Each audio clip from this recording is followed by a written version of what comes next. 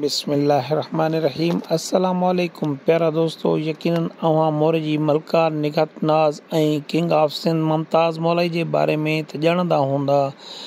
मुमताज़ मौलाई ऐं निगहत नाज़ जो इश्क कुझु अरसो अॻु में उरूज ते हुयो। उन खां पोइ उन्हनि जे विच में का ख़बर नाहे कहिड़ी ॻाल्हि तां जंग थी ऐं उहे ॿई जुदा थी विया।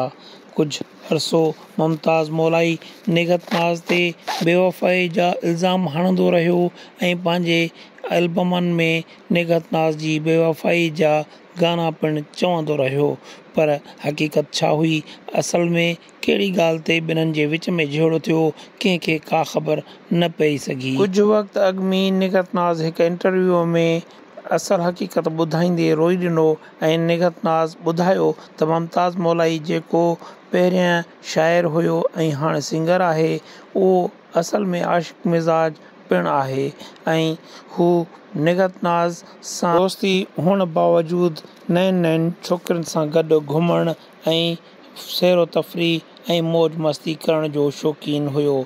जेतोणीकि निगहत नाज़ जो चवणु हो त मूंखे ख़बर हुई त मुमताज़ मौलाई जी पहिरियां बि शादी थियल आहे ऐं उनखे औलाद पिणु आहे।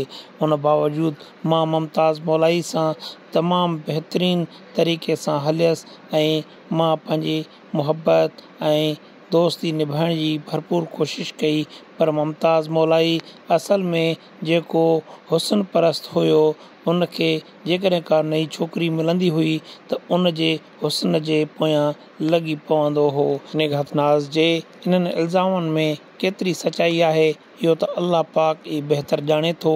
हा, अव्हां ऐं असांजी राय इन बारे में छा आहे, अव्हीं कमेंट करे ज़रूरु ॿुधाईंदा ऐं वीडियो खे लाइक कंदा, असांजे चैनल खे सब्सक्राइब कंदा ऐं बेल आइकॉन खे दॿाए नोटिफिकेशन ऑल ते कंदा त जीअं हर ईंदड़ वीडियो अव्हां ताईं पहुची सघे।